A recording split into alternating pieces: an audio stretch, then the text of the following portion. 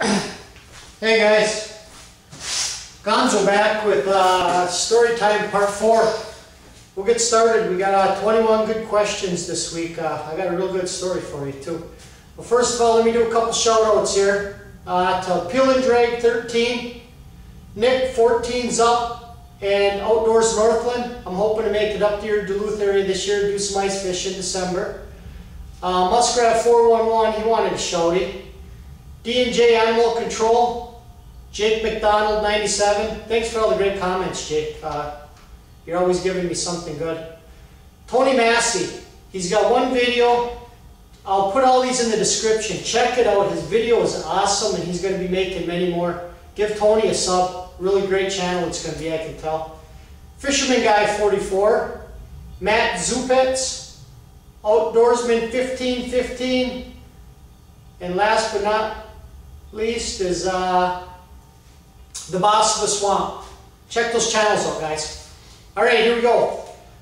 Jake McDonald 97. He said he wants to know, share an experience or something I have done hunting, trapping, or fishing that was stupid as it gets, and I had an unfortunate consequence. Well, here we go. I was 16 years old. One of my friends broke his leg in a motorcycle accident. He had a dirt bike. He got hit by a car going around a corner. Me and his older brother go to the hospital to see him. And their father was a DNR officer. So we go over to Rhinelander. We're visiting. And then his dad drops the bomb on me. He goes, Heathy. He goes, I know you're always shooting these ducks over on Lake Wogibic in the Back Bay. He goes, I'm going to give you a heads up. I'm going to give you a ticket this year if you're hunting after dark. I've heard you did that before. I went, all right, have at it. He goes, this is your only warning. I'm like, well, whatever, you ain't going to catch me anyways, you know, I'm sly as a fox. Well, me and a buddy went out there one night, and I'd saved up all summer, not all summer because I had a job, but I bought myself a couple dozen Magnum mallard decoys. We hunted, a big storm came in, it was wavy, I left my decoys out, which is a no-no in Michigan, you can't leave them out overnight.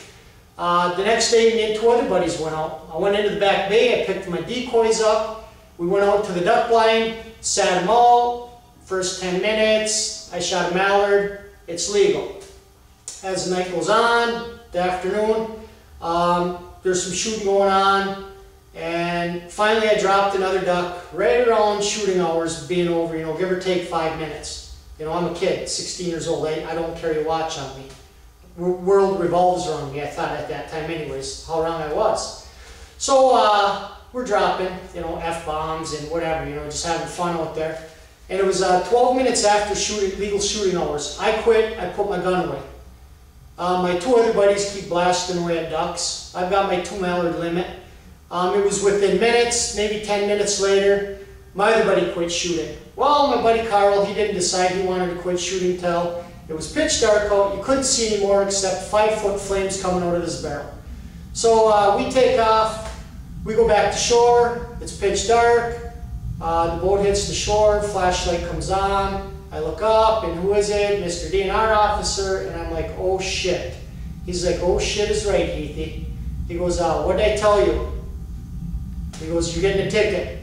Well, all 3 of us, he gave tickets for hunting after hours, but I got 2 tickets because I left my decoys out the night before. He said the night before, I stood on the big rock, I watched you guys hunt. He goes, I knew you were coming back tomorrow, you left your decoys, that was no-no. He goes, I was out here 2 hours before you guys were tonight, waiting for you to show back up. And he did as planned, and I got, hunting after hours was an $85 fine, this was back in like 1988. And leaving my decoys out on the lake after dark was a $85 fine. So as a 16-year-old kid, I had $170 in fines, and me and my 2 buddies would laugh and stalk a Marinesco. And the school and everything else. So that was my unfortunate consequence. I should have just abided by the rules, but back then I thought I was invincible, and I found out I wasn't. And I was warned plenty ahead of time, a couple months ahead of time. So there's a lot more to the story, but that's all I'm going to answer. So, good question, Jake.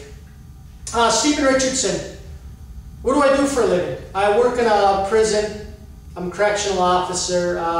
It's not a very nice job. You see lots of different things. I could really go into detail, some gory stuff and whatever, but that's where I work. Fishing the Great Lakes. Can I show my tackle box? I can show you my tackle box in another video. There ain't a whole lot in there, but I'll share it with you. I use a lot of minnows. Common sense outdoors. Have I ever gotten lost or come close to getting lost in the outdoors? Yeah, one time when I was about 14 years old, I had a rabid dog and me and my buddy were in a swamp, a great big swamp, and I got turned around and I must have crossed my tracks a half dozen times. You know, we're hollering, we're whistling. You can't hear anything because you're in a swamp and it just, your voice doesn't carry very far. And we would think we were walking in a straight direction because we're going to come out. There's a snowmobile trail on one side of us and a highway on the other side. Absolutely not. Just slowly turned around and crossed the tracks again. Slowly turned around and I was scared shitless. But eventually we found our way out just before dark and it wasn't a very good feeling being 14 years old.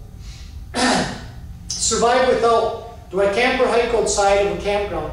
I do a ton of hiking. All spring, summer long. Once the mud and wetness is gone, I'm out in the woods. I'm exploring new territory all the time. So I do a lot of hiking. I'll go for hours at times. You know, come back full of bug bites, ticks and stuff, but yes, I do. I love it. Sean Andrea, am I allowed to trap squirrel and small animals in the town I live in, around my place? You can't trap inside the city limits, I know that. Squirrels and stuff, do I? Yeah, if I got a problem with squirrel, I take care of them with a rat trap. But other than that, fox, coyote, raccoon and stuff, no. I've got gray foxes in my yard, 2 of them to be exact. I wish I could, I thought about it, but probably not a good idea if the neighbors were to see a fox in a trap in my yard. Bros fishing Austria. Do bass eat night crawlers? Absolutely. Night crawlers are 100% good bait for bass. I enjoy using rubber night crawlers for them, so yeah. Maple Creek outdoors. What state would I prefer to live in besides Michigan? Hands down, Minnesota. The land of 10,000 lakes. If I had my choice and I had moved to another state, that's where it would be. And if I had to move to another country, it'd be Canada. No doubt. Fistfield fruit, triple F I call them.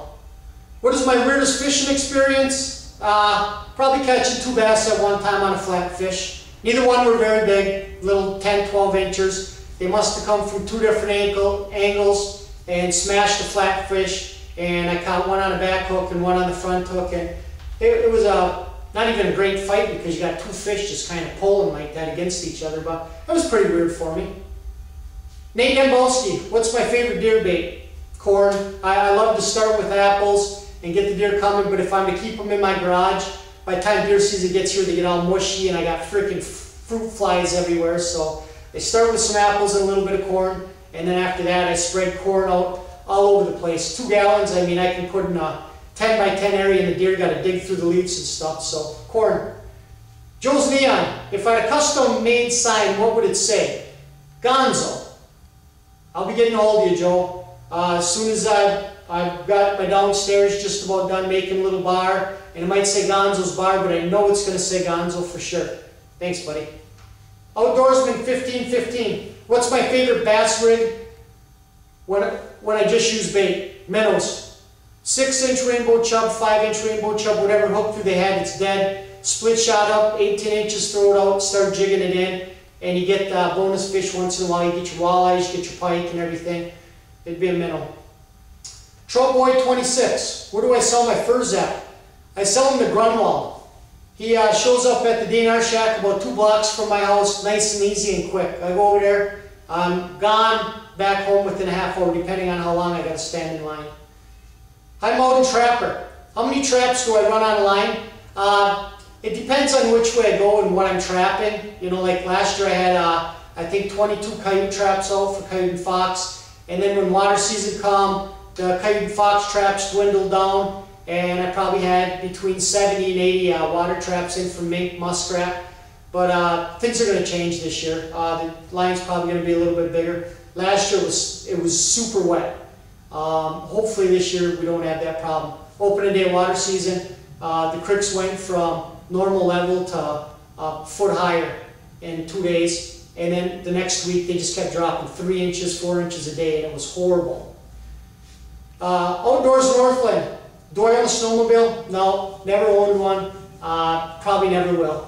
I only find one good use for a snowmobile, and that's to get on the ice and get off the ice to get more beer at the bar and get back on the ice. So, 4-wheel. Tony Coyote Man. What's my best day trapping and why? I'd probably have to say 8 years ago when I caught my 38-pound bobcat.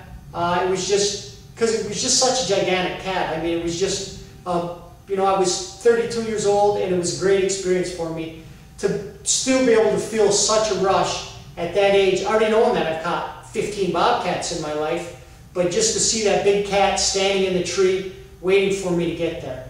He had the chain all wrapped around the branches. He couldn't go anywhere. Man, that was I picture it all the time. I honestly do. JB Fins and Fur. What's my biggest buck to date? 5-pointer, 143 pounds. I only ever had a chance at 3 big bucks. 2 were with the bow, they never gave me a shot, and 1 with the rifle. I was sitting in my blind with a 300 Win Mag, listening to this deer come along the swamp, watching him redo his ground scrapes. He stopped in the open 150 yards away. There was nothing between him and I.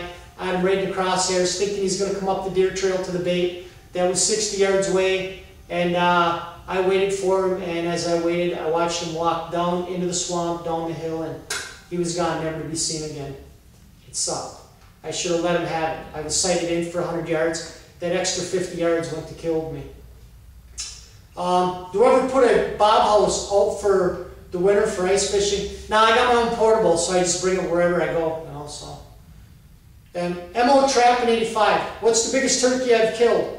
A small Jake, maybe with a 3-inch beard, and that was last year, late fall season. Got 2 in one shot. I only thought I shot 1. There was a little flock of them. I went over there and there was 2 turkeys. So, JV Versa. Ever caught anybody stealing or messing with my traps? And if yes, what did I do? Last year, I had 2 kids from town here decided that they wanted to steal over $3,000 worth of traps of mine. And they were missing for 2.5 weeks. Once we found out who did it, I got a hold of the cops. The cops went over there after they had already thrown half of them in an open pit. The cops went over there, came back to my house. This is at 12:30 at night. And they said, we know these kids got the traps, but they're not budging. I said, do me a favor. Tell them, I won't press charges. I want what traps I have left. Cops were back in a half hour. They had the rest of my traps. I went, that ain't even close to what I had. They said, well, that's all they gave us. And it was pretty smooth, they said, the way they did it. They dug a hole in their backyard. They put the traps in there in a big tote in a big box, buried them with dirt, put a piece of plywood over everything, filled that in with topsoil, and rolled the grass back over it. They said you would have walked right over the top of it and knew nothing was there. Sneaky little fuckers. Pissed me off. I ended up losing like $1,023 or $1,243. I got two videos on my trap thieves. Check them out. 6th Street Kids. What is the biggest northern I've speared? I would have to say probably around 32 inches. I've speared a lot of them between 28 and 32. My buddy a few years ago, he speared one that was, I would have to say 39 to 41 inches. He had one tine in it laying on the bottom of the lake. I'm looking at it, and he just sat there, kept moving like this. I went to pull the spear up, and it tried getting off. I dropped it. 6 feet down. I don't have no tip up, no jig pole. I should have had some of that stuff with me.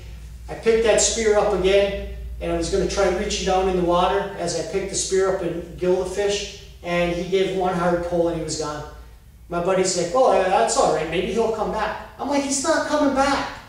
I said, you speared him already. So I'm hoping that the fish lived. The spear was only at him one time, just an inch into him, but it went completely through him, bud. So 28, 32 inches on a regular basis. The Great Lake Great Outdoors 91. Have I had any kind of experience with fly fishing? I messed around with fly fishing as a kid a little bit for 1 year. My aunt's neighbor out on Elbow Lake had a fly rod, and I had caught some small panfish there, and I caught a bass. And then I brought it into town, and I went down to the river, and I messed around. and caught some little tiny chubs and shiners and stuff down there, but that was it. I hope you guys enjoyed the questions and answers for this week, and check those channels out. I'll put them in the description. Don't ever do anything you're not supposed to, or else you might get a ticket. So keep the questions coming, fellas. If you want another episode next week, if I don't get enough questions and enough views, we'll shut it down. It's been fun. So until next week. Oh wait, I'm going to do an unboxing probably Saturday or Sunday. I've got some traps coming in for my wolf season, and which now I found out that we can't trap in Michigan. They just changed that a week or two ago. We can only hunt them. And then I've got one package, and I'm waiting for another package to come in, and I'm going to do a little unboxing with the traps and a couple packages to thank the guys. So until that video, peace.